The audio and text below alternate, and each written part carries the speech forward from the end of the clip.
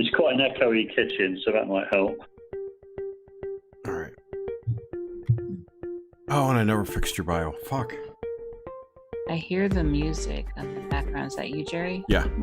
Okay. I'm playing it so you can hear it.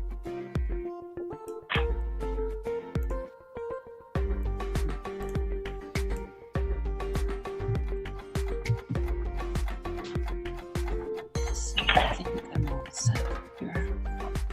Oh shit, and we're talking over it.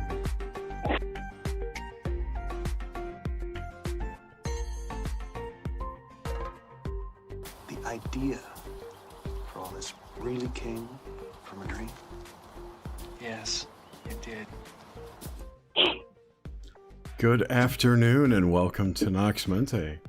Today's guest is Mark Anthony Wyatt from Cornwall. Mark is an author, researcher, musician. His latest book is, I forgot what it was. What's your latest book, Mark? The Spirit of Cornwall. The Spirits of Cornwall. Volumes 1 and 2. Oh, but The Spirit of Cornwall, A Haunted Legacy. Volumes 1 and 2. Haunted Legacy. Excellent. Yes. So welcome to the show. And I apologize for the shitty bio. I will fix it in the in post. I'll fix it in post. I'll fix it in post, my man. Anyway, Mark, I had the pleasure of meeting Mark in was that October? It was, yeah. Yeah, in October at the Strange Realities Conference, we hung out. We broke bread. It was great. Great getting to know him and hearing his stories. So this should be a great show. Yes. Welcome, Mark. Are you friends with Jane Cox and Jim McGarry and all them over there at the Museum of Witchcraft? That's interesting. For one, Boscastle in Cornwall, yeah?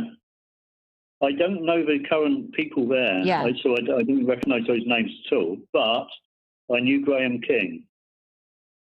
Graham King was the owner for, I don't know, probably 20-odd years before. Yes, yeah. And I actually met him in a strange way. I used to work as a landscape gardener, and I expect you know, I don't know if you've heard, there was a massive flood at Boscastle where the museum is. When was this? Oh, this was probably, I'm guessing now, but I think it was about 2007-ish. Yeah. I thought when you said that, I thought maybe it happened again. No, they lost a lot of exhibits, I believe. Sort of washed away, I believe so anyway. But I knew Graham from about 2000, about the year 2000.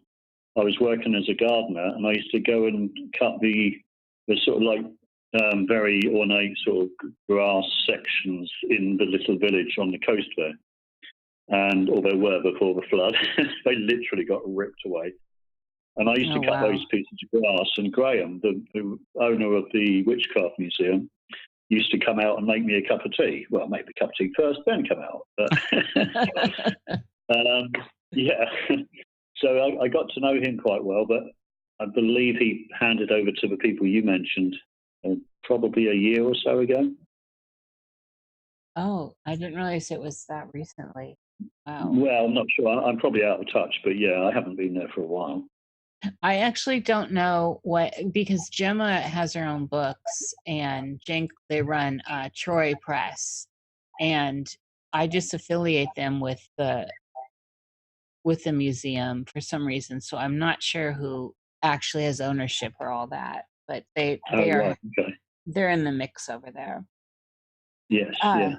But I love Cornwall. This is so great. I'm glad to have you. Jerry spoke so highly of you, and despite all the troubles you and I have both had this morning, morning for me, we are on air and live, so this is working. Okay, I'll do my best not to swear then. Oh, you can swear away. You can swear like a sailor. We don't give a shit. Yeah, I think I've got it out of the system already, actually. So yeah, I'm. What's the phrase? The people that used to smash up the machinery. Oh God, it's gone now. The people who used to smash up the machinery because they didn't like it taking their jobs. The Luddites. Yes. No. Yeah. Luddite. It is Luddite, isn't it? Yeah. I think that's what I'm like with technology. Right. That would apply. That term would apply then. Absolutely. Yeah, the laptop nearly went out the window when I was trying to make a connection. But it's just one of those days, though. It's not just you and us. I was talking with other people that seem to be challenged today. So who Yeah, knows? planetary influences, I think. Yeah, it's actually a rough month that way. Mm. So let's just dive in. Give us a snapshot of your earliest memories in this life as Mark, and the stuff that still sticks out as far back as you can recall. And this can include, pop culture like cartoons and Okay. movies, all that stuff. Right. You might have to shut me up because I love all the retro stuff. Oh, excellent. Yeah, my earliest memory was very, very strange. Because I lived on the site of a gunpowder works, and I can't. Well, I've got one memory from those days. So I left there at about 18 months, I believe, and my earliest memory was being pushed over a little footbridge over a artificial string, a lead, I think they call it, on these old railway. I don't think you call them in America. You don't call them this, but we call them sleepers, railway sleepers. They're like the wooden beams underneath the iron railings of the railroad, and the bridge was made with those. So if you can imagine those big timbers that go on your railroads to support the rails, does that make sense? It does. And also, I was wondering what age you were. Oh, right. So I was around about 18 months, I believe. Okay. But I was being pushed over there in a pushchair, like a pram thing. And I had a red tractor. Or it may have even been a Land Rover. It's gone. The memory's gone now. But I remember sort of throwing it in the stream, and the stream was obviously probably went through a lot of water in there. And I can remember seeing it flying off and sort of just, 20 foot in a matter of seconds sort of thing, and sort of screaming because I lost this toy. And I remember it was definitely red and it's quite big. And so that is my earliest memory at all that I remember. After that, I can't really remember too much until I was probably sort of 4 or 5. And not a lot really from those days. I don't know where you want me to go with this, really. I mean, I can. No. I just I like to get a foundation. Let people have a foundation of who you are. So, did you enjoy any like cartoons on the telly? Yeah, or any of that? definitely. Yeah, I mean, I had a lot of favourites, and I was born in 1960, so I sort of timed it perfectly for, shall we say, the Batman TV series, which most of my generation loved it. And I didn't realise until I was older that it worked on different levels. I mean, at the time, as a kid, you take it at that value. It's just exciting stuff for a little bit. But when you get older, you realise it's hilarious as well. They're quite cheeky, but for a kid too, the colors. Yeah, and I'm actually in love with those sort of bright colours. I still am. I think I was very affected by that. I mean, you get that on, I think, is it Bewitched and similar programs as well. I used to like Bewitched. I'm probably thinking of a wrong show. But, yeah, I love all that those sort of primary colours. And are you still there? My phone just acted up. That was a good period for cinema and TV, all of it. I mean, there's so much good stuff. I mean, I still think, to me, that was like the golden era. Oh, it definitely was. I mean, we had so much going on. I mean, I'm sure you did over there, but we had the Avengers, the original. Well, I'm not sure it's the original, but it's the 1960s. With they used to replace the glamour girl, every now and again. But in my era, it was Diana Rigg, who played Emma Peel. Yes. And, that was probably one of my first crushes, I should imagine. And Yes. Patrick McNee, of course, who later turned up in the Oasis video, the really big one, I can't remember the name of it, Wonderwall? Yeah, Wonderwall, yeah. Mm-hmm. Yeah, he was in that video. He was just so sophisticated and smooth and cool, Did And you then like had some of the Emma cornball Cornwall. stuff? Like the Are You Being Served and all that? Yeah, that was much later. That was 70s, really. But yeah, not so much at the time. I can appreciate it more now. I think at the time I was more into, as I grew older, I had, my taste was more to Monty Python and Billy Connolly. The young ones. Bob Newhart, I liked him. Yeah, the young ones, that was The young ones, probably yeah. early 80s, I suppose. Faulty Towers. Yeah, Faulty Towers. I mean, they wouldn't let them make that now, would they? I don't know. So many of those shows. Yeah, oh no, they wouldn't. No way. I don't think they could make MASH today, Well, they just had, I don't know if it's still running, but Little Britain is kind of intense for That is, yeah, I'm not sure about that. I've seen it a few times, and I don't know. It's maybe it's probably me, but I find some of it is just beyond what I can take. It's crazy.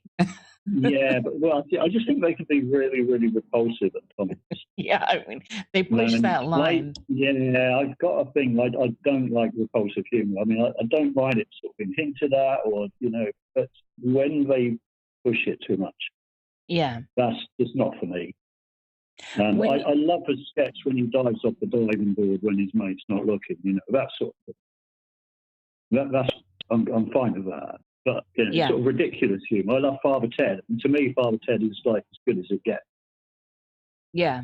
That's an amazing show. Probably my favourite comedy, I would say. When you were young, did you? I know you're in Cornwall. I'm not sure exactly where, but did you have a relationship with nature? Oh, definitely. Yeah, I was brought up in Surrey. It was what we call the Surrey Hills. Mm-hmm. In a valley called the Tillingbourne Valley, which is where the Gunpowder Works was. And it's a very wooded, very hilly place. And all of my generation, we spent most of our time outdoors, playing in the fields and the woods. We were lucky. We had the Italian prisoners of war had built these pillboxes, like concrete pillboxes, like defensive circular buildings, which would have housed machine guns. But obviously, Operation Sea Lion never happened, so the Germans never arrived, they never got used, except for by my generation and the generation slightly before me. We would play in those pillboxes because there was a line of them that circled London, and we were, I think I'm just trying to remember now, about an hour out of London. And so we were in the countryside, but we were very, very close to London. You just get on a train and be there, 40 minutes or so now. But these defensive pillboxes, these concrete pillboxes, were put on the edges of woods, and they were sort of tucked away so that any attacking force that was coming in, obviously the Germans, wouldn't have seen it till it was too late. That's the fact. But it just happened to be in my village and all the villages around me where they put them. So they would have basically sacrificed us to save London. I think that was good. And there's supposedly lots of underground bunkers and stuff there as well, which were, they weren't common knowledge. Only certain people knew about them because they were planning ahead for the resistance. They just found a bomb in London today from a German bomb. In Soho. Oh, did they? In Soho, yeah. See, that's synchronicity while we're talking about this. Yeah. Yeah, my family was sort of touched by it. My mother was she was brought up in Reading, which is sort of slightly west of London. And she was on one of these double-decker buses when bombs were dropping on the town.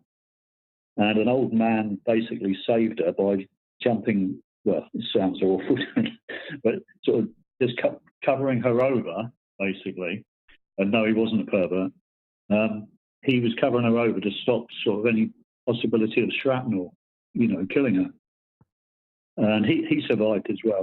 Luckily, he survived. But, and my father, where he lived, they had a aircraft factory just up the road, and the Germans were bombing that. And they were probably about a mile away, and his back door blew off. Oh, that wow. was the closest he came. But that's just blast, Yeah, yeah. So you can imagine how terrifying it was, to be underneath it. I can imagine, but not even really. The whole mess. What a mess. What Yeah, about totally. so as a young lad, what was your relationship with dreams and dreaming? Yeah. Well, okay. I've had lots of very, very strange dreams over the years. Some of them used to repeat themselves. I mean, I'll give you a classic example. When I was very young, I used to wake up and in a bit of a state and desperate to get back to where I was. And when my mum used to say to me, well, she would be trying to calm me down and saying, well, where have you been? You've been here. You've been asleep in your bed. And I would always give the same response, which still means nothing to me to this day, which was, I want to go back to the farm where Tracy is. And it was repeated many times. And I have no imagery of what that farm was or who Tracy was. And actually, I had a sister, I still got a sister, younger sister, who was called Tracy. But when my mum would say, well, Tracy's here, because in those days we all shared a bedroom, quite a small house, and five kids. And she would say, well, Tracy's here. And I'd say, no, not that one, the other one. And she'd say, well, there isn't another one. So this was, this happened many times. So I don't know what that was. I've sort of got a sort of idea of what it might be. What age range? What age range were you in, Mark, when those were happening? Probably around sort of 4, 5, 6, something like that. I eventually stopped. I mean, other things took over really, but I definitely remember that happening a few times. Well, I find it fascinating since there was no apparent tie to that. So you suggested you may know what those were referring to. Would you share that? Well, yeah, I mean, I'm not really a believer as such in reincarnation, but I'm not a disbeliever either. I'm sort of open to it because of other experiences I've had and people I know close to me who've had similar experiences. So I'm fairly open to it, but I like to keep my options open and not commit to stuff really. But I think it was possibly a previous life, but it's so frustrating because I know nothing about that. All I know is this phrase, which I've just said, which I want to go back to the farm where Tracy is. It means nothing to me. It's just a phrase, but it was always the same phrase. So I must have been in a deep sleep dream or memory, and it must have been clear to me at the time, but I'm not one of these who remembers their dreams unless they are of a special quality, which are not really dreams. So, but maybe we could get there a bit later. But that's my thinking. Yeah, that's absolutely fascinating, especially since it's very specific and not tied into your life here. So that would be on the table for me, of course. And also, I wonder, so just to get this out of the way too, are any of your relatives involved in any military stuff? My dad was in the Royal Air Force, but it was what they called national service, just conscription after the war. This was like the late 50s, I believe. He was in that for 3 years. But other than that, well, my granddad was what they called ARP because he was too old for the Second World War. And he was quite lucky, really. He was too young for the first one and too old for the second one. That's the sweet spot. Yeah, oh, gorgeous. Yeah, so lucky. And I often think about, how lucky we were. When I chat to mates whose dads were a little bit older, and they'd all been through the war, and so he had quite a lucky time of it, really. Did you, at this age range between, like, say, 3 and 7, so that would encapsulate the this reoccurring dream that you had with the farm and Tracy. Did you have any strange, what we'd call, paranormal experiences at all? Oh, yes. Plenty of them as well. Could you fill us in on those within that kind of time frame, so we wrap all this together? It was ongoing. I mean, it began really early. I mean, I can't remember the first one, to be honest. I mean, it's just all very blurry now. I mean, I'm nearly 60 now, so. But I can remember I had a regular, I mean, I always, I would always describe it as a dream to people, but I always knew that it was more than a dream. And it was always very similar. And it involved a feeling of something was coming towards me, but I never saw it. I never ever saw it. But I had this sort of feeling of dread that something was coming towards me. And this would happen sort of, in the middle of the night at some stage. And I would feel powerless to stop it. And every time I felt this was coming, I remembered that feeling from the last time. But I'd somehow managed, it's difficult to explain, but I'd always somehow managed to forget what that felt like until it happened again. And when it happened again, I thought, oh my God, here we go again. It's happening again. But my memory of what happened next, so to speak, is almost like, it's not like a film. It's not like a continuous, this happened, that happened, that happened. It's more like images of, like, almost like a roll of camera film, and most of them don't work. Every now and again you get one. It's just that sort of idea. So I've got just sort of little pieces of memory. And that involved, but it always involved moving along. So we had quite a small house. It was a council house. So in America, that would be Section 8, I think they call them. But it was like... projects. It was, yeah. But in our case, it was, I have to say, it was a beautiful street. It was just really lovely, and it was in the countryside. We were very, very fortunate. And it was just a lovely place to grow up. Fantastic place. And in fact, they've all been sold off now. And we recently sold it for a huge price because of where it was and what a lovely house when my parents died. So, we weren't unlucky. We were in a lovely, lovely place. We had water right behind us. We had a river right behind us, and then fields and woods. And then we had a railway line on the other side of the road. And just hills and valleys everywhere. Fantastic. So anyway, I'm digressing. So I would feel that I was rushing headfirst along the landing of the the first floor of the house. And it's a very small house. So basically, it's only a few feet, and then you turn and go down the stairs. And I would go headfirst down the stairs in my dream, and very, very fast. And every time I got to the bottom of the stairs, headfirst, flying, I would think, oh my God, this is going to hurt. As seeing the wall in front of me and the door slightly to one side.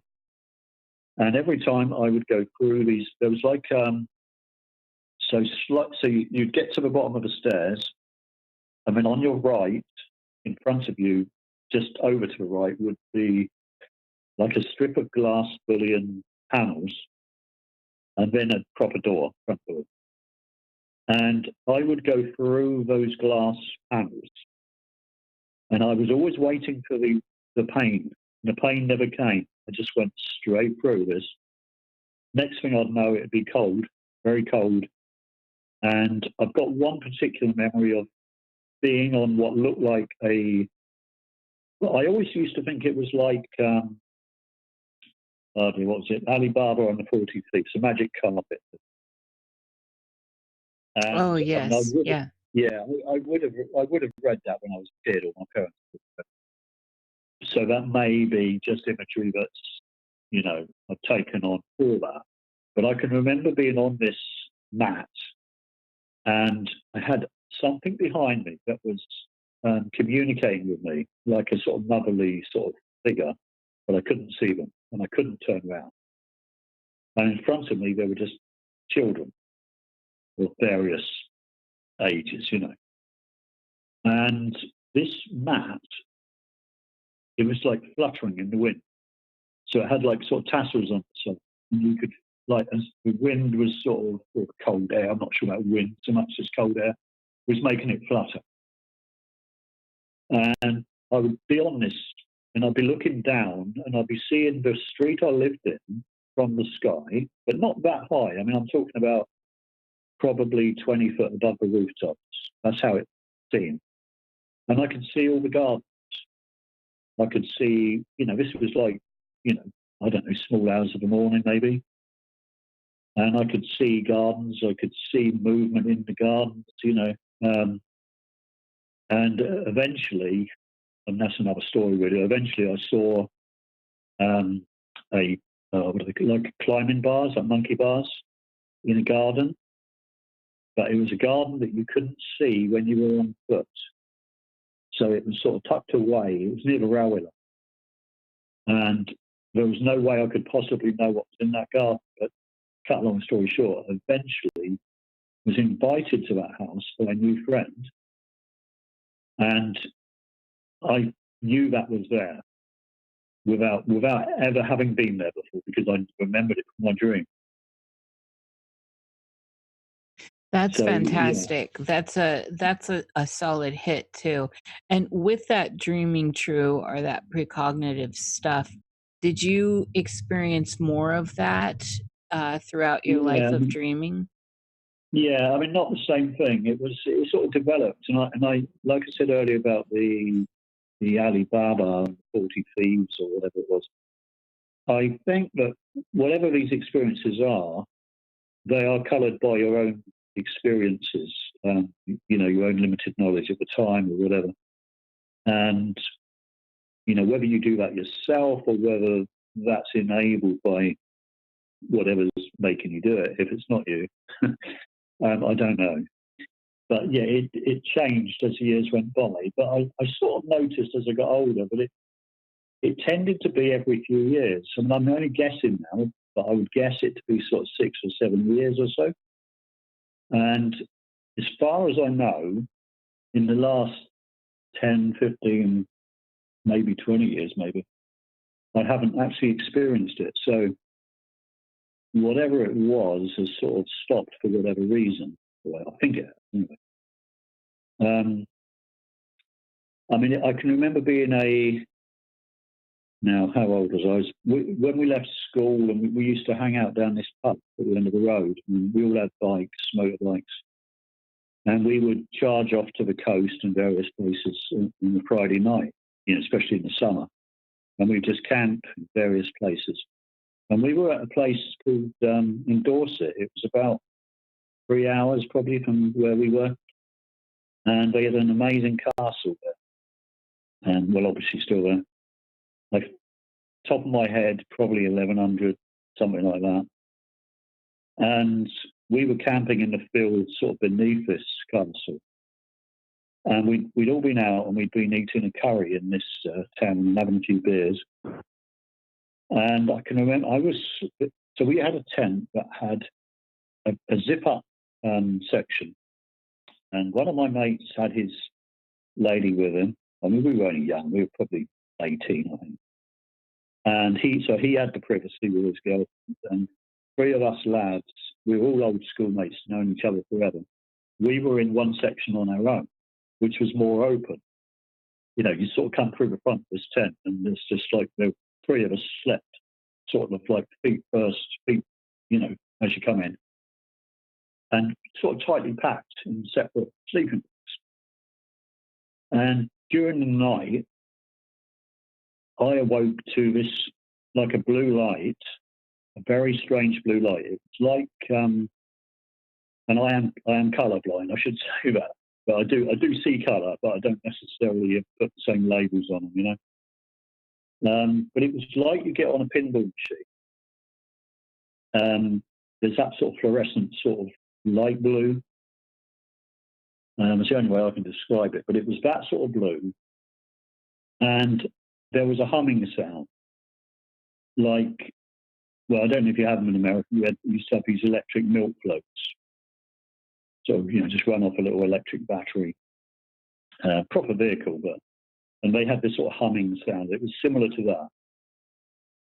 And next thing I know, there's this figure in the tent, and he's standing at the foot of all three of us, and he's communicating with me. And I couldn't move. I could just see him, but I couldn't move. I was trying to wake my mates up. I'd one either side, and I couldn't wake them up because I couldn't move. I couldn't speak. But this, whatever it was, this tall, sort of black figure was communicating with me, sort of telepathically. And it was basically, I can remember saying to this thing, I'm not ready to go. I'm not ready to go. I was sort of panicky. Now, I don't know where I was supposed to be going. I don't know if I'd already been somewhere. I have no idea. All I know is I can remember that, saying that. And it was very, very clear. And it was shaped. I've tried to work out the height of this thing because its head was, well, I couldn't see a head as such, but like the top of it was sort of level with the top of the tent, which wasn't that high. So although it looked big, I was laying down, so it wasn't that big. And it didn't go through the roof of the tent, so it couldn't be that big. So I'm guessing probably around 6 foot, maybe a little bit less. And was it shadowy? So you say a black figure. It was just very dark. I mean, it was a dark tent. All the time this was going on, I could see this sort of underneath the bottom of the tent door. They never quite go to the bottom. Yeah. I could see this sort of blue sort of light, this weird light, and then hear this humming. And this thing was just, as I say, sort of communicating with me somehow. And I can't remember how these. I mean, I've had this sort of thing's happened so many times. I can never remember how it ends. I've got one I can tell you about later, but I can never remember the sort of like detail. It's just like little images along the way.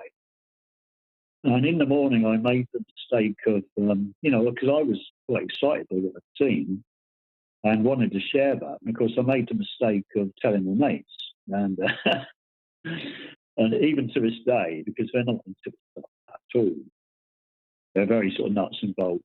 I believe in science types, So I made the mistake of mentioning it to them. And they said, well, I was trying to describe what this thing looked like. And I described its head as being sort of dustbin shaped. It was just the name that came to mind at the time, which was a bad move because they thought that was hilarious. But it was more of a, like a long tapered sort of top to it. So it was almost like a monk sort of figure, except for the top tapered almost to a point, but it had like a little circumference at the top. And there was no face. You couldn't see a face. There was no features whatsoever, just like a dark shape.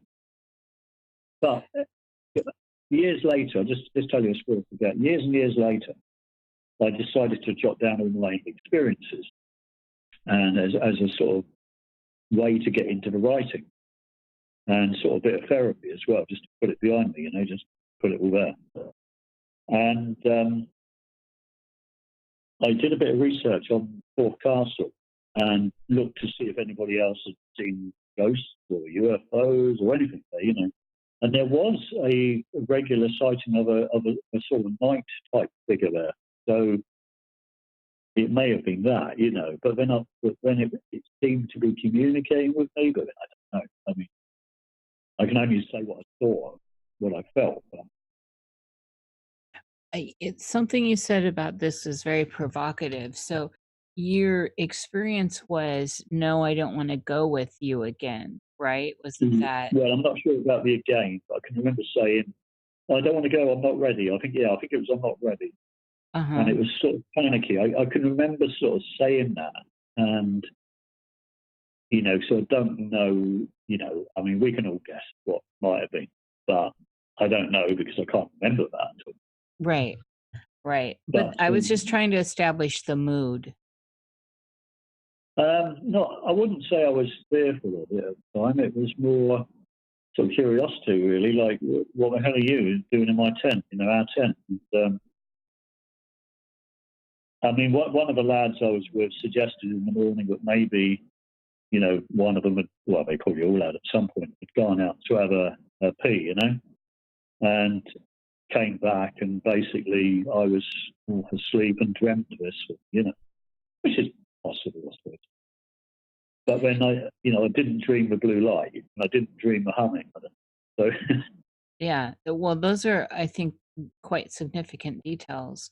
So you had mentioned in the telling of this that there was another one where there was a bit of closure, or you went somewhere with it. yeah, well, that was. I'm trying to think when that was. That would have been in the 90s. And the other thing about this is I've moved around a lot. I've lived in the southeast corner of England. I've lived in the northeast, up in Newcastle area, and I've lived in Cornwall, and I've also lived in America now, for long periods of time. And wherever I go, I get this. I don't necessarily get that same stuff, but I still experience stuff all the time, most of the time. Just various stuff, really. So I don't think it's a matter of where the place is. It sort of follows me around, you know. Or it's just everywhere. That's how I see it. I think some of us pick up. The one I was going to tell you about was in the 90s. I was laying in bed at night, and again there was this. It's difficult to explain it, but there was like this blue light again. It was like the same sort of blue light. There's a weird feeling that sort of always precedes these things, which is like it's almost like you're being taken out of your environment. So everything changes. Like the feeling around you is sort of markedly different to what you're used to, and it just feels different. Then you get this sort of blue light. That sort of happens at roughly the same time. And I'm now awake, sort of watching this and just curious about what's going on. And I can remember thinking, well, but it's that same old feeling coming back again, and thinking, well, this hasn't happened for a long time. I wonder what's going on, you know. And next thing I know, there was so I'm on it's difficult to explain this. So I'm it's quite a small bedroom. There's the double bed. My wife is on one side to my left. She's closer to the door than I am.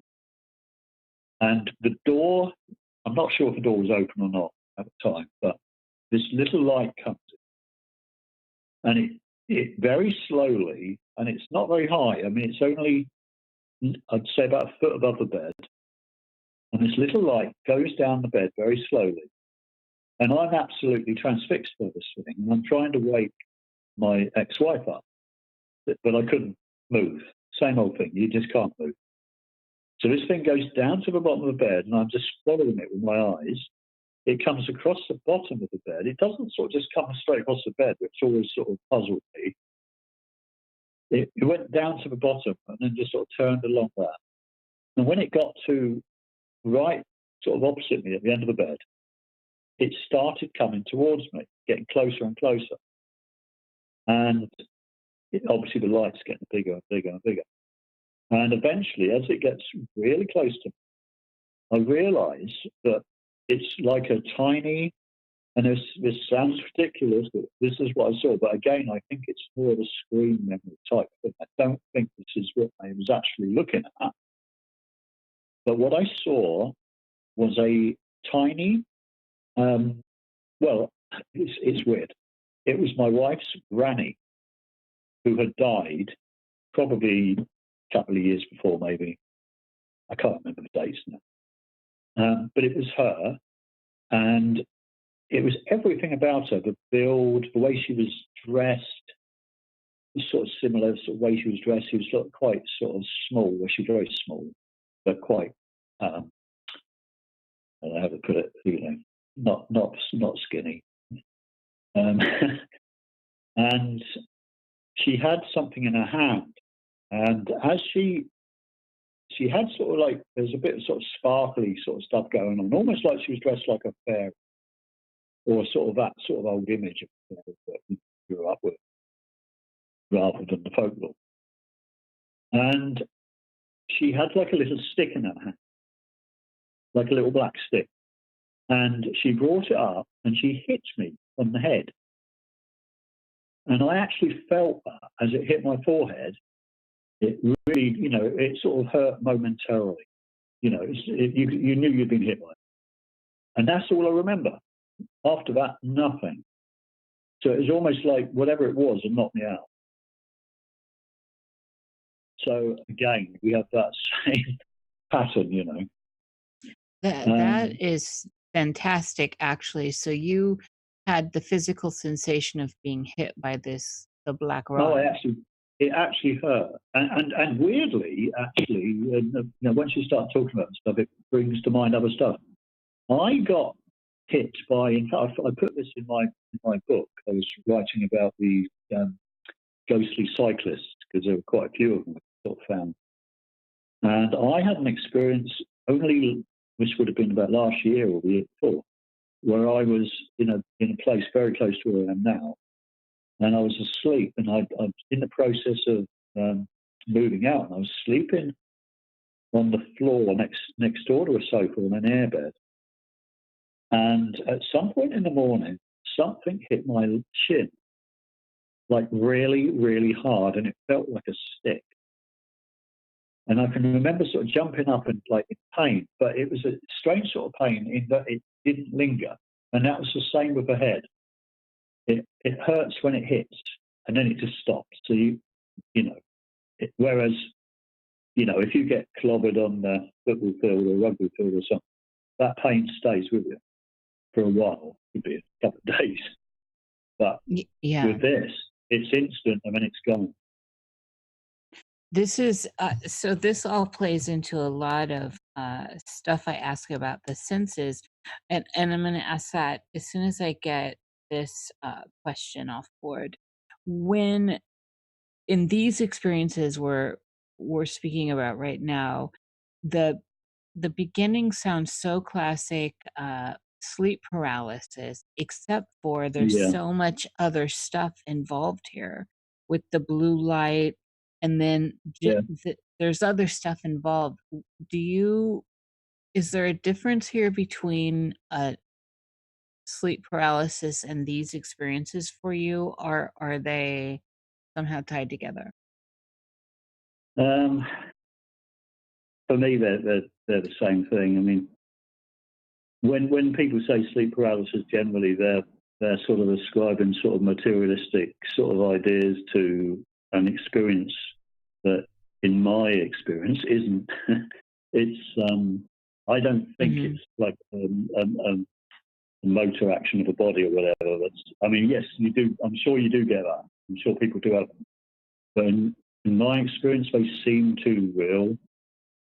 And there is like a quality to certain dreams, or we say dreams in inverted commas, but they're not dreams. Yeah. That's just the way they present their information to you somehow. Mm-hmm. And so give us an idea of how you experience the dreamscape. And what I'm generally looking for is just basic stuff. Color, sensate, which you've already addressed really, Like, can you read, sense of smell, you know, the Yeah. way it looks, just that the Well, general dreamscape. yeah, I mean, generally speaking, I mean, although everything I've said so far sort of points to this sort of like, oh, these amazing experiences or whatever, you know, sort of very strange experiences. But they're not, although they are regular, or they have been regular throughout my life, but they're not the norm, because in between those experiences, there's like hundreds of dreams that I never remember. I sort of wake up and there's just like tiny fragments of these dreams. They quite often I'll be sort of working in a dream, and sometimes I'll be working in a place I worked at many years ago, and I sort of, when I wake up from it, it's almost like I feel guilty that I sort of haven't finished the job or something, you know, and I want to sort of go back and finish what I was doing. And I sort of know a lot of these people. I mean, when I say know them, I don't mean I know them from here, from this life, but I sort of know them and they know me. And it's almost like I'm popping off into another dimension and sort of living another life and then coming back here. And I think that may well be the case. It may well be that we've all got sort of concurrent lives going on. And I've heard so many stories from other people about that, you know, similar stories. I did a chapter in my first book called Dreams of the Dead. And that was because I'd had quite a few experiences myself. And I don't think I put anyone else's in there, but I've heard of other people since. And I had a classic example of this. I worked with a guy called Jack Boyce. This was in the sort of late 70s when I first started working. And I was working on a plumbing counter, like selling people plumbing materials and heating and stuff. And this guy, so this was about 77, 78, he had a son. I never met the son, but he was very proud of his son, and he used to always be telling us stories about, you know, how his son was getting on. And his son was really into computers. And Jack was always telling, oh, he's just got a new computer, because you know what it was like in the late 70s. You know, they were huge things and early days. And he used to say that this lad, and he did tell us his name at the time, he'd tell us that he was working on courses, and he was determined he was going to work in computers when he left school. And he was only like 7 or 8 probably at the time. And many years later, well, actually, this guy, Jack, actually came to my wedding in 1983, and he died probably within a year of that, he died. And many years later, I was having a conversation with my ex-wife about this guy, and I said to her, can you remember what his son was called? And she couldn't remember, I couldn't. And that same night, I had this really, really just graphic dream. It wasn't a dream, as far as I'm concerned, where the father, Jack, my old friend, he was quite, you know, he was, I suppose he would have been late 50s at the time when he died. He basically was stood right in front of me, and he just looked at me and he sort of smiled and he said, his name is Andrew. And yeah, that was his name. And I woke up in the morning and got this memory fresh in my mind. And I said to my ex-wife, I said, Jack's boy, he was called Andrew. And she said, oh, who told you that? And I said, Jack did. I said, Jack did last night. And she looked at me like I was crazy. And I said, no, honestly, I said, he came to me last night.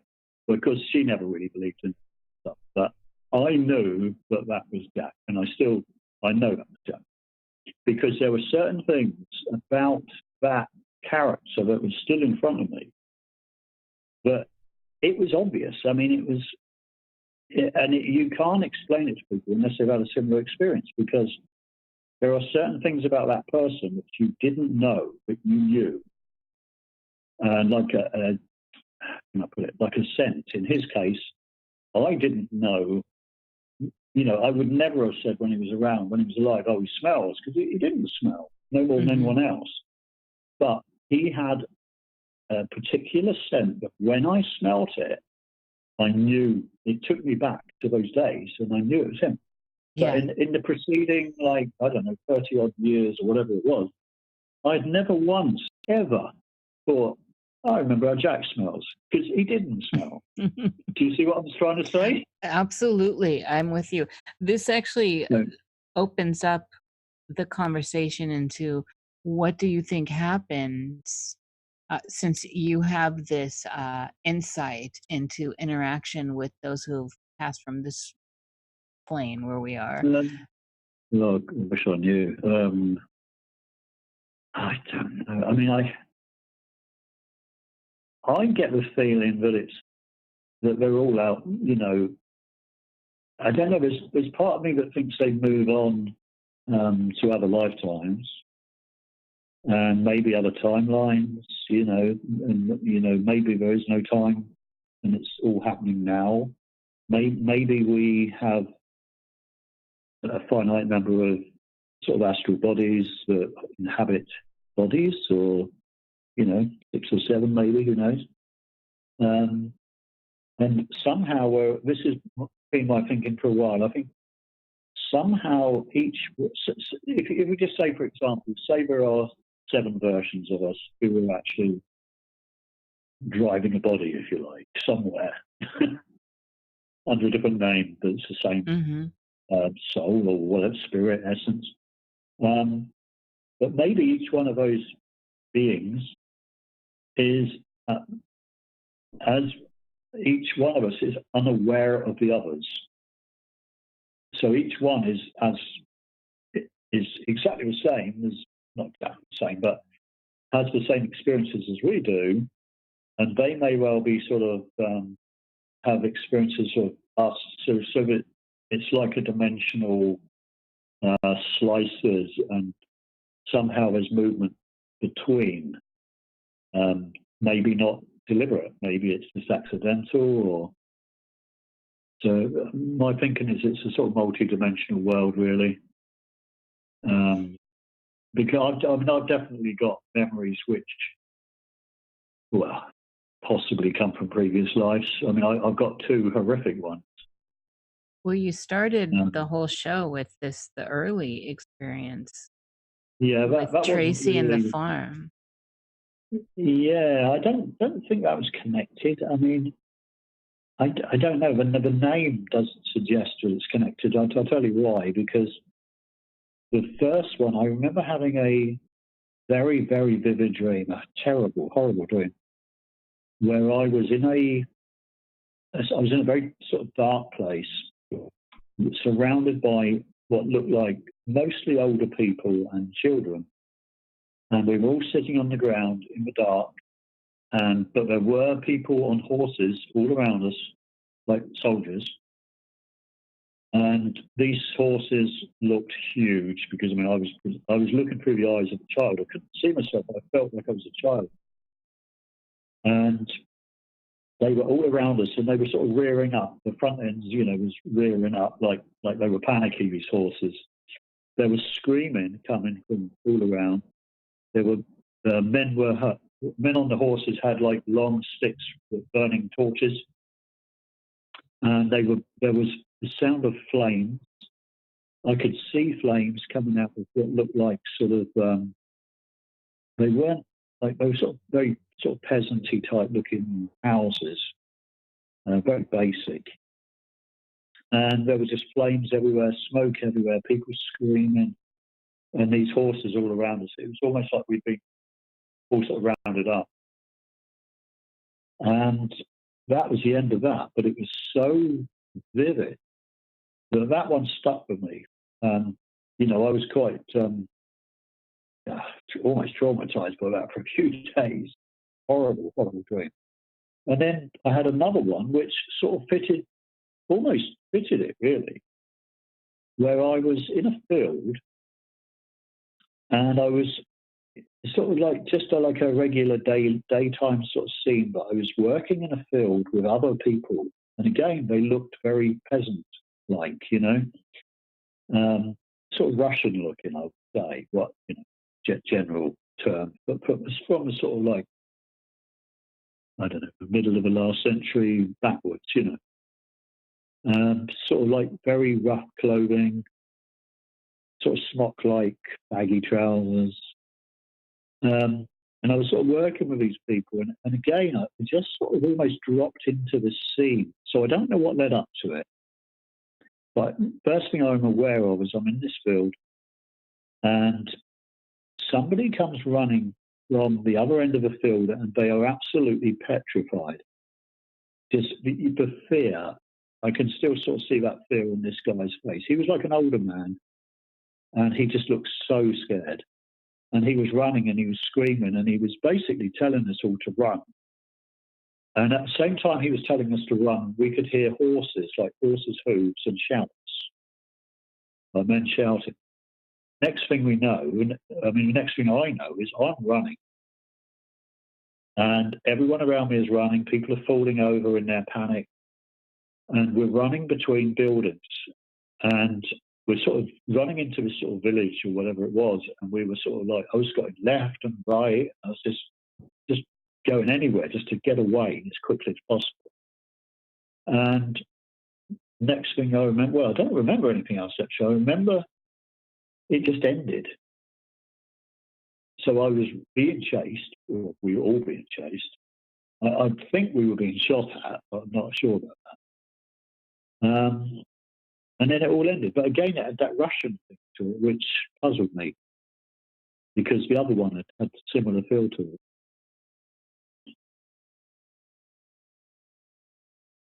it.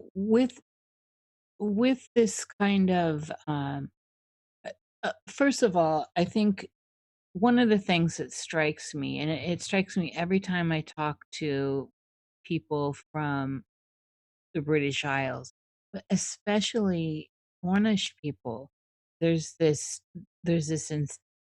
really deep, rich history that doesn't. Uh, it feels like the Cornwall in general has kept a lot of its mythologies alive and all that. And I wonder sometimes if that plays into why everyone I speak to from that area has such a vivid dream life. It's been, I've not had any exceptions to this rule. Now, what people think of it is a different story, but everyone I've spoken to from your area, they're vivid dreamers. Yeah. I mean, I should say for a start, I'm not actually Cornish. I live here, but I'm not Cornish. But yeah, I mean, but what you say is accurate anyway, because it's a very small country, Yes. And I mean, it's funny because we've got these silly little rivalries, which is fun in sport, so on. The Irish and the Scottish and the Welsh and the English and the Cornish actually play for England rugby because they're not recognised as a country as such, but they were once a country. Yes. And a lot of people here still think they are. Fair enough. Everyone I know does. Yeah, but I mean, all of these different sort of tribal groups, if you like, we're all interrelated. I mean, very much so.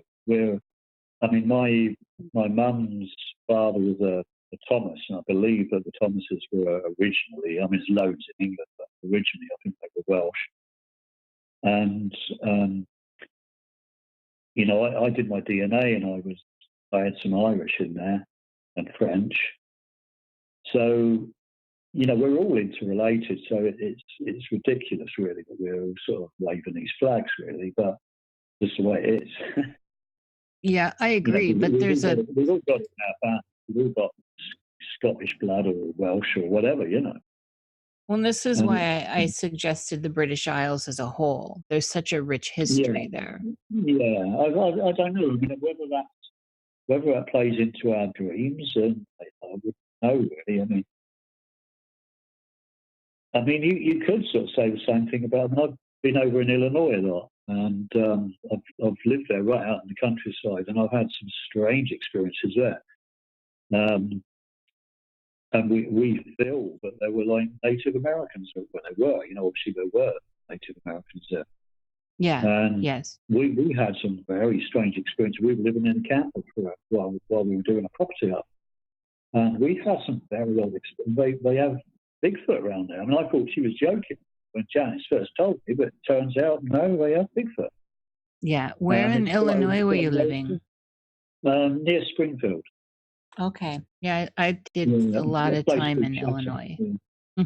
Oh, right, yeah. Yeah, but I mean, it's quite a common thing. I mean, I belong to a paranormal group there as well, and I'm amazed by the stories they tell you about these Bigfoot, and you just don't. I don't know. I always imagined it would be in the sort of more forestry regions, but Illinois, as you know, it's sort of flat. I mean, there's not that many big woods, not really. No, it's surprising to me actually, and that's part of why I was never really happy in Illinois. Also, there's not enough wood for me, and in the flat, but it does get hillier, more rolling hills in the south. Yeah, it does. Yeah, well, I think they had a glacier go through there, didn't they, or something? That's how it got caused. Yes. Well, isn't Springfield near the New Madrid Fault? Yeah, I think that's the one we're saying. Yeah, I think that's a little bit further south. That's is it about 2 hours south? Maybe 3. Yeah, I just think that whole area is energetically active, and those types of areas, I think, attract cryptids. Yes. Well, and there are mounds down there. Yeah, there's, right. I mean, there's a whole bunch of. Yeah, near St. Louis as well, aren't there? Yeah. So. Yeah, I find it fascinating over there. I think they've got an amazing history. We're starting to pull up more. There's some ancient artifacts now that are being found that are changing, rewriting history. Yeah. So the Vikings definitely look to have been here, and earlier now there's a new site that's been exhumed, and it's very old. So plus that's really close to Metropolis, the birthplace of Superman.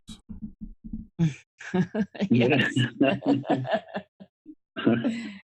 So back on lucidity and lucid dreaming and astral projection and all that, so you were giving me, there is a lot of stuff in here so far that really would lead to the fact that you seem to be really rather lucid in your dream life. So, like I say, though, it's not all the time. It's most mornings I'm sort of quite frustrated because I can't remember, something that happened, so to speak, just like, it seems like just a few minutes ago. And it just goes. It's just like, I think we're not really supposed to remember, So the ones I remember are not sort of, they're not regular. Well, they are regular, but over a long period of time, So all these big experiences of the blue light and all that sort of stuff, that has happened probably, that I remember, probably 3 or 4 times in my life, nearly 60, So it's not that regular. It's just that it's happened a few times. Whereas my regular dreams, as I say, quite frustrating because I don't usually remember them. I have sort of odd. I had a hag dream. I didn't know it was a hag at the time, but when people describe what a hag is, I've had a hag dream. Share that, please. That is quite X-rated, actually. Well, we do X-rated here. It would be you self-censoring, and everyone knows I personally love a wet dream. Right, okay. So this is some time ago. I'm trying to remember it, but there's a few things that happen in it. It's like I say, everywhere I've lived, I've had weird experiences at some time. so it just sort of follows me around. So this particular one, I woke up in the early hours. These things always, for me, always happen in the early hours. And I woke up to see, now I should set the scene a bit more. I was in my 20s. I was probably about 27, 28. And I woke up, and there's this lady who's basically on board. So she's literally, and she wasn't, I mean, I can't remember what she looked like, to be honest, now. I mean, so long ago. But there was a woman there, and my first reaction as a, heterosexual guy, and I'm half asleep, is, oh, this is nice. And then I realized that Alison, my ex-wife, was asleep on my right-hand side. And then I thought, hang on a minute. So if that's Ali, who are you? This sort of thought process sort of just came through. And then, of course, as I realized, it was almost like whatever it was knew that I'd, awoken and knew she was there, sort of thing. And it basically, this image of this quite attractive woman, I can't remember what she looked like, to be honest, but this quite attractive lady suddenly became sort of horrible looking, just vile and old and crabby, and And with that, it just suddenly disappeared very, very quickly. It sort of shot off left like a trail of smoke. Well, I'll say smoke. That's what it looked like. And it sort of went pop. It literally sort of went pop, like a static charge or something. And that sort of happened in the landing. The door was open. And so it happened about, I don't know, 8 foot away maybe. So it sort of just flew off. It went backwards. It sort of went off backwards. And as it went off backwards, it sort of dissipated. And as it got to this point, sort of like 10 foot away, whatever, it just went pop. And that was it. It was gone. So it wasn't just like I'd imagined this thing. It actually had like a trail as it left. Yeah, it had entered your sphere. That is incredible. And I don't get a lot of that last detail where you could see that, you could experience that it was actually had come in like that or left, with the pop. Yeah, I didn't see it arriving. I mean, it was just there when I woke up. I mean, I'll tell you how I didn't mention that, but the reason I so I was obviously half asleep at the time, and I could feel some movement down there. Yes, of course. Not literally, because this was the thing. This is the weird thing. I didn't feel like aroused by this thing, and I wasn't. It was just like, but it was there as if it was. So whatever it was enjoying. It wasn't me, but it was. You know what I mean? It wasn't. Yes. Because I wasn't involved in this thing. It's just this thing was there. But I've had a few, not the same as that. I've had experiences where particularly when my ex-wife's mother was getting really, really old, and she used to have to go and stay with her, sort of like 250 miles away. And whenever I was on my own in that house, that was when whatever was there would let itself be known. And it was very strange things happen. I would wake up and I would feel there was this sounds weird, but it felt like a little girl was like cuddling into my back. Either a little girl or a very small woman. I don't know. But it was like a little girl was cuddling into my back. And I remember sort of waking up. This happened a couple of times. And I remember thinking, but it was my wife at first, and she wasn't very big. And then I think, oh no, she's in Woking. She can't be her. But it's at that moment of realization when you know that it can't be who you think it is. That's when it goes. It just leaves you. Yeah. With this, this always really intrigues me quite deeply. Is when these things approach and from behind and kind of line up with the spinal cord. So when you were initially you think it's the wife, and then at that moment when you Yeah. realize it's not, Yeah. was there ever a point of alarm or an unpleasant feeling of like, No, not really. It was more like this sort of surprise, like that bafflement. What was that? But it was never scary. I mean, I don't think. Well, not any examples I've given you. It was never scary. I mean, I felt for a long time. This was one particular place we lived in from about 2000, 1999, I think, to 3 years ago, and quite a lot of stuff happened there. And I always felt there were two little girls in the house, like Victorian girls. I didn't see them. I just had this feeling that that's who they were. It was a Victorian house. And I could never get the history of a house, who lived there. I knew it. Ah, right, okay. There's something. This has just reminded me. So here's a good one. You'll like this. A similar thing in the same. No, it was the same house. But the one that happened with the hag-like creature, that happened when I was in my 20s. Now, this one happened when I was at this other place. This was in Cornwall, but further up the road, like 90 minutes up the road. And it was a Victorian semi-detached, I lived in. And there was this... I remember having this feeling that there was something... It wasn't the same. It wasn't like a hag thing. I didn't see anything on this occasion. But I woke up and there was this, like, heavy weight on my chest. And I felt it was really hard to breathe. And I was going through all this sort of stress, trying to push this thing off. And eventually it went. And from that day onwards, really, that night onwards, I don't like to sleep on my back. I always feel like a bit defenseless if I'm on my back. And I consciously don't do that if I can help it. And that's because of that experience, because that was scary. Now, because I have so many things happening all the time, it's part of my life. I don't really, a lot of things just get forgotten, really, until somebody else mentions something. And I think, oh, God, yeah, that happened to me. So this particular thing had been forgotten, sort of. And this was about 2004 or 5, something like that. My two lads were playing rugby for the local town, Bude.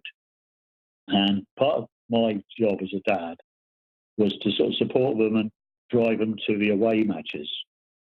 And there was a small network of us guys, mostly blokes, who took the sons to the matches. And one of these guys had lived in my property before me. And his name was Steve Mundy. So anyway, he's very, very materialistic sort of guy. Well, he's just not into all this stuff at all. But we're driving back from the match. The boys are like talking amongst themselves, and he suddenly says to me, and I didn't know him very well. He said, "Mark, does anything weird ever happen in the house?" And I sort of said, "Well, now and again, I suppose, yeah." And I said, "What are you thinking of?" And then he told me this story about what had happened to him. And it turned out exactly the same thing had happened. But I didn't suss that. When he first told me, I didn't say to him, "Oh, that happened to me." And I didn't think it. I just listened to his story and I thought, "Oh, that's interesting." And it wasn't until later that afternoon, because that was in the morning, Sunday morning, I was laying on a sofa watching some rugby on the TV. And I was just thinking about the morning and what we'd been doing and stuff. And I remembered his story. And it sort of came to me that he described something that I described differently.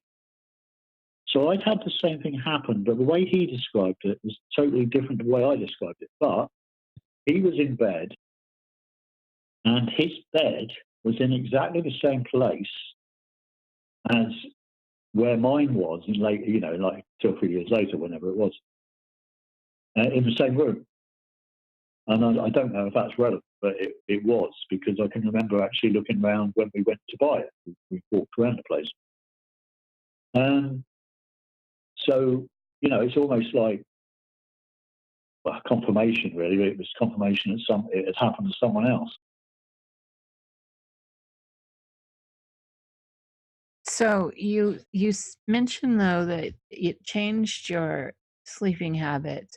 What made that particular experience a little more aggressive as far as pardon me, as far I think it's as the only one, really, the only one that has been aggressive. I can't, off the top of my head, think of anything else that has been, really. is it because you were choking or if you couldn't breathe properly?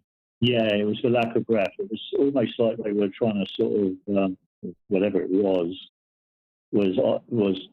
sort of out to harm me, possibly suffocate me, possibly, I don't know, possibly take over. Who knows? Mhm.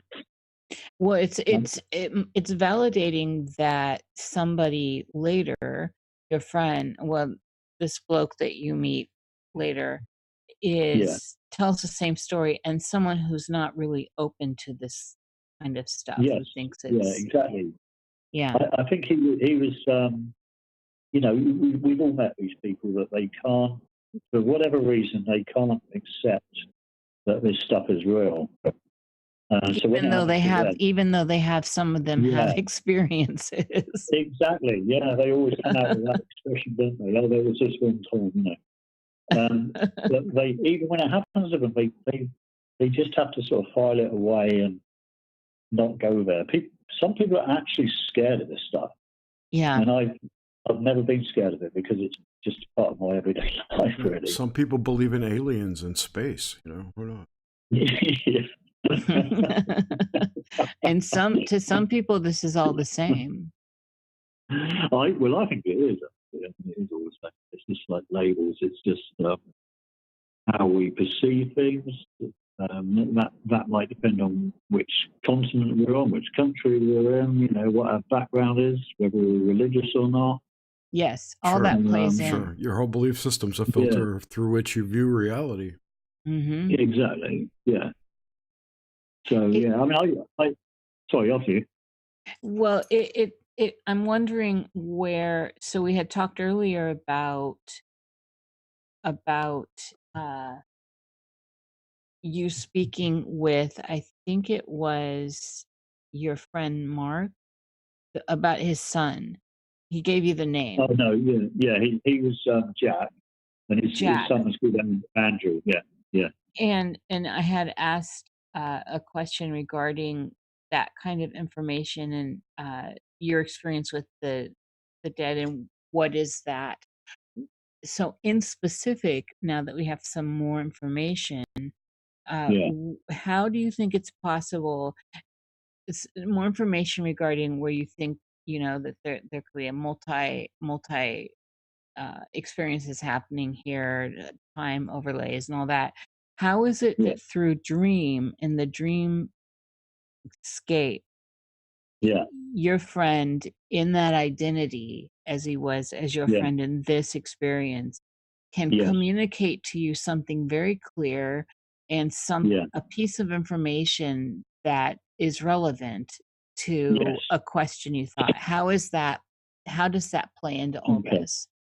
Okay, well, I can only talk about the way I feel about it. I don't know. Obviously, none of us know, but I believe. Okay, so this is so difficult to put into words without sounding like a complete Looney Tunes. But, well, we deal in lunacy. This is our field. That's so, doesn't it? I think so. That should so. I think when you talk about people that have gone, if they were in your life, if they were close to you, I think, and he was a very, very good friend of me. You know, he taught me about cars and engine stuff. You know, I think you, by just talking about them, you somehow bring them into your space. I think that happens. And it also comes down to, and I can't put this into words really, but the power of words and sounds, I think that's. I tried to get to this in my book. I tried to explain, and I couldn't really explain it, but I could sort of hint at where I'm going with it. I think it's all about. It's like the whole sort of quantum physics sort of idea of, nothing's really solid, and there's all this other. There's sort of immaterial, and then there's material, and we are like a filter that creates the physical in some respects, anyway. But I think there's power in language and words, and just the actual sounds, and I think that's the key to all of it. I think the sounds and the maths, probably. I think, and music. I think, well, music sort of part of sound anyway. So you've got all of that sort of weaving in. I think the answer one day will be coming from that sort of direction as to how it all fits together. We'll never see it, but and I just feel that they're out there, sort of observing. Probably when they want to, they can come and go. I'm talking myself to a standstill. I don't know, because it's like that doesn't really fit in with the. I've always found it difficult to understand if there is such a thing as reincarnation. Mm-hmm. Then how are we seeing these people as they were? They may have died years and years before, and yet we see them as we remember them. They present themselves in a way that we would remember, maybe. Actually, I did have a dream just the other night, and I hugged my mother. My mother died probably, I'm trying to think, I should know, 2 years ago. And I hugged this lady. I can't even remember where she was. I think she was sort of standing in a field with some friends. And she was dressed very stylishly. This lady, I didn't know it was my mother. She was dressed very stylishly. She was in her sort of late 20s, maybe, sort of quite tall, slim, and she was dressed in a sort of like early 1950s sort of look, with a headscarf, and she had spectacles on. And I remember she was with some people, and then I approached her, and then we had a hug. I didn't know who I was hugging until I hugged her. When I hugged her, I knew it was my mum. Mm-hmm. But it was the mum that I didn't know. It was the mum that my dad met. Mm-hmm. From an earlier era, like 10 years before I was born. Yeah. So that's what I think. I think they're out there, but where I don't know. They're alongside us, but we can't see them, can't sense them. But I think we have the power to sort of draw them in. I mean, I could go a lot further and tell you stuff that it's so personal. I really find it difficult to talk about. But I just say I had a friend in Tintagel, which is quite near that witchcraft museum you're talking about earlier. Mm-hmm. And he was an amazing guy. He died of motor neuron. He died about 6-7 years ago, something like that. But he was very spiritual. And I've always been into paranormal because I've sort of lived it. I'm fascinated by it. But he never really had many experiences, but he was open to it. And he was a very spiritual guy. And he actually ran a healing center. He was building it. I helped him build it. And I did the gardens for him. So I designed them. And I put a stone circle in it. I just digress for a moment. Tell you about the stone circle. So I built a stone circle. This is about 15 years ago. On this patch of land, on this garden, which he just bought this place, and quite near Tintagel Castle, sort of inland a bit. And I'm standing there one day with a mate. We're just having a rest from working in the sunshine, and a coach goes by on the little road, and it's full of Japanese tourists. And as they pass by, they've all got their Nikons out, whatever they've got, Olympus as well, and they're all snapping away like they do. And we were just laughing and joking. We were just waving at them. And it wasn't until after they'd gone by, and my mate said to me, "You know what they've just done, don't you?" And I said, "Well, they took our picture." I said, "Yeah." He said, "No." He said, "They saw the stone circle." And it hadn't dawned on me, because it looks, they're old stones. They're old stones. I've just moved them somewhere else. And it was done very sort of artistically. It didn't look like too neat and tidy. It looked like an old circle. And those photographs have gone back home to Japan for many years now. And they probably think it's like, Neolithic or ancient, yeah. And it finished a few weeks earlier, Oh, I love that. So this guy, Morris, he opened my eyes to, I've always been very open-minded, because obviously when you experienced a lot of this stuff, you don't know all the answers. Science doesn't explain 1%, so he sort of opened my eyes to things like focusing, intention, and always doing the right thing, always doing the best. But he used to say, whenever you get an option to do something, try and do it for the best.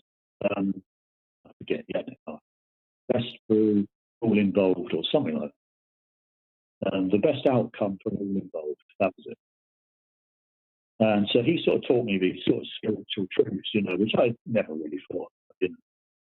And I tried to sort of live by a few of them.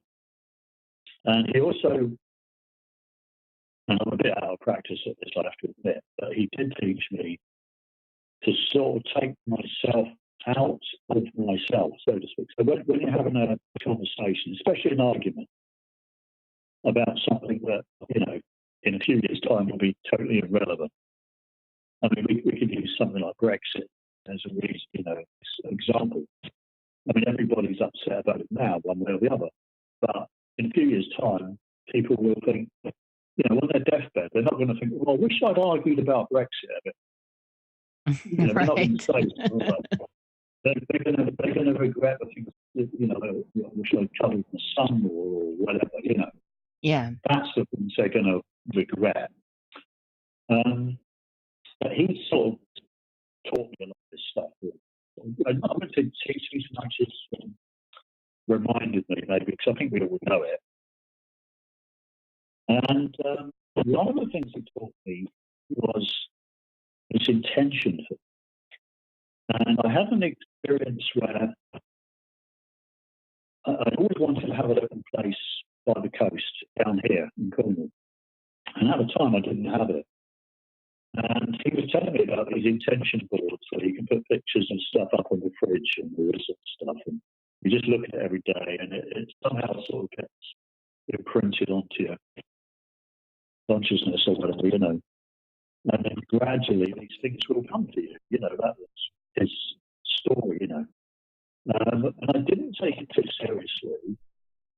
One of his ideas was to get a piece of paper and write down what you wanted, be specific, and then basically hide it away and forget about it.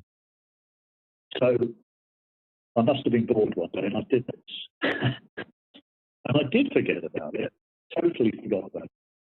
And then I was clearing out some clothes from my wardrobe, and I found this jacket, and in the pocket was a little bit of paper all sort of folded up.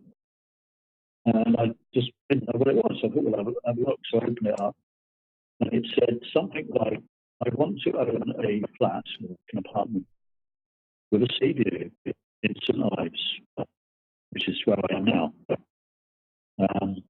And it's not actually this property, it's the one I had before. And it suddenly dawned on me that I did have that property. But when I bought that property, I had no idea. I'd forgotten completely that I'd ever, written that out. And actually made a point of doing it. And it did have a sea view. And it wasn't a brilliant sea view, but it did have a sea view. So it made me think, well, this stuff works. And, well, I have to tell you this. I basically decided I would try it on a slightly bigger scale. And then I also decided to write my first book. So I did it more as a therapy to myself, just to write down all these memories of all this weird stuff that happened over the years. So this was about 2015. And basically, since I did both of these things, my life completely changed. Oh, wow. I mean, That's completely. significant. Yeah. Yeah, I can't really talk about exactly why online but on here, but when I see it on television, well, I think Jerry would know because he's met my partner, Janice. I have. So Janice was part of that because I didn't know her at the time, but I just had this vision of, well, I don't mean like a vision, just a dream, if you like, of what I wanted. What I mean, this personality, the way they would be, the way they would look, the things that they would be interested in, and basically everything. I was conscious of this time, everything I asked for. And again, when I got what I asked for, I wasn't aware that I'd got what I'd asked for until probably 6 to 9 months, maybe more later, when it suddenly dawned on me that I had this memory of actually doing this focusing intent. And I don't do it now, and I should do it because I know it works. But I think the last sort of 3 years, it's been a bit of a sort of hurricane blowing through my life. And, I haven't had time for doing that sort of thing, really. But I know it works. I think if you focus your intent on something, you can, and that ties into what we were saying about the nature of life and death. It's more to do with the. I can't put it into words, but I think it's more like the astral bodies, the body. I'm going to stop there because I'm just rambling. But actually, sorry. I wanted to, before we, I wanted to get in something that you had mentioned this was a recent dream, the one with your mom. And it sparks something that's currently, I'm seeing a big trend in, Mark. And in the last, I'd say 2 weeks, and I'm hearing it from a lot of people and I'm experiencing it, but I've been experiencing it a little bit longer, where people are experiencing loved ones coming back. Recently, including one of my favorite astrologers, Joni Patry, who never really shares that kind of content, and brought it up in public. So I'm wondering what that has to do. What's going on that so many people right now are dreaming of their dead that have passed, their family members, including dogs and cats. No, right. Yeah, that's scary, actually. I mean, I don't know. I did have a similar one with my dad before he died. That was about 2012. He had dementia, vascular dementia, and he was in a residential home. And I had this. He got to a point where he just couldn't talk, he couldn't communicate, and I was wondering at the time, whether the intelligence and the old dad was still there underneath that sort of, broken down body, and whether the spirit was still the same as it always was, And obviously, I was worried about that at the time because it was too late. He got this thing, he was dying, and I had this dream one night where I just went through the top. I assume I went through the window. I don't know, sort of astrally. And I remember I didn't know where I was going at the time. I just imagining me flying down from the top of a sort of tower or something inside a building. and there was a man sat in an armchair with his back to me. And I was sort of heading straight for his back, with his head. And it wasn't until I got really quite close, he turned around, and I sort of recognised him from the back of his head anyway, because he had very short hair. And it was my father, and he turned around, and he smiled, and we had a hug. And but he was actually, he wasn't dead. He didn't die for another few months after that, possibly a year actually.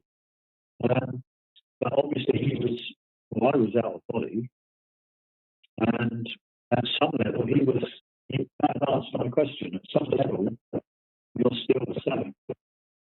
You're the same character. Well, that's one version anyway. Depends who you talk to.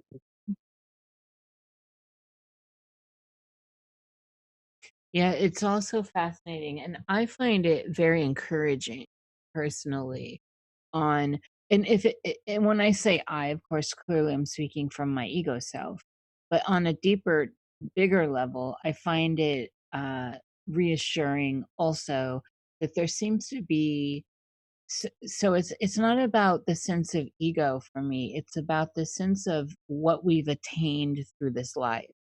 So the lessons I have learned through this Yes. experience of being niche, and that one can retain that, at least bits of it, and bits of the other people that are driving their cars that we encounter, right? That we Yes. experience their ego selves too, that we come to love and know. There's Yes. something endearing that I hold on to out of love and out of possibly hubris, that some of that lives on and we can access it. Yeah, it's just the my mum used to say when I was young, she was not overly religious, but she did. She believed in Jesus and so on. But that's another story. But she wasn't like a regular churchgoer, but she had this sort of quiet faith, and she sort of lived by the rule, by the teachings of Jesus. So she didn't honestly do it. She just was a good person, and she's just a very nice person who looked after other people. But she didn't go around sort of patronising those who didn't, if you like. So I forgot what I mentioned. It was a reason for it. It made my brain fall asleep. This has been such a great pleasure to speak with you, Mark. Yeah, and absolutely. So Thank you. Likewise. There are other things I'd love to say. I can barely hear you, Mark. Okay, I'm closer to the phone now. Can you hear me? Yeah, you're kind of breaking up. you're very wobbly. Like someone streaming Netflix at the same time. It's all good. I'm holding my headphones really tight to try and make out every word, but I've done well. Only 2 people bitched. No, I'm kidding. No, it's been really awesome talking to you. Did you have anything you wanted to plug for the show? I've got my Spirit of Cornwall, Haunted Legacy, volumes 1 and 2. They're on Amazon. They've got some good reviews on there, so I can't brag about it myself because I wouldn't do another thing, but other people seem to have done it for me. So one of them was actually a professor I know that's extremely honest and would have told me, if it was crap, he would have told me. So I'm very proud of his review. Yeah, there's lots of good reviews on Amazon too. Yeah. So I'm very pleased with that. It's a long time coming, that book. I had a sort of idea of what I wanted to do with it. It was never going to be just like a list of, here's a ghost story, here's a ghost story. There's like a thread running for all of them, and I bring the history and the culture of the place into it, and my own sort of background as to how I came here. And it was almost written for me. It was like you felt that. I mean, the guy that wrote the foreword died shortly before I published it, like a few months before, and he was one of my earliest sort of paranormal hero, really. And I eventually met later in life Michael Williams, and sometimes I just felt that he was, giving me the right words at the right time, Right. And, I've always thought, I've thought back on books I've written, and I don't really remember them, and I always think it's like how women don't remember having a baby, Yeah, that's exactly right. If you don't look at it for a long time and go back to it, you think, wow, this is good. Yeah, right. I wrote this. I can't believe I wrote this. I know. Yeah, exactly. Wow, where did you get that word from? And not just that, but the way the phrases are. And that is important to me anyway, because I sort of come from that tradition of love in literature anyway. I mean, love literature, I like it, with a particular bias towards this area. People like Dennis L. Baker and Daphne du Maurier, people like that. Don Wilson, of course. But he was not so much literate as factual, But just the style that he wanted to write in a style that was like conversational, but not too dumbed down, but just sort of approachable. As if having a sort of chat around a campfire almost, but to go into a bit of depth as well. Right. Well, anyway, thank you. Thanks again for coming on the show. It's been great talking to you. I hope to see you in September. September. What's that? The 25th, I think. Strange Realities. Yes. Yeah, I'm not 100%. I want to go, but I've got to do a lecture at Truro, 20 miles up the road from here. Okay. Well, if you're here, we'll definitely. Yeah, well, we definitely want to go with it. I think I'll be there. It's just I haven't time with him how long I can stay in America. Yeah. It's like 3 months, and I've got to go there in April. So, I might not be able to get back as quick as that because they're trying to keep me out for longer.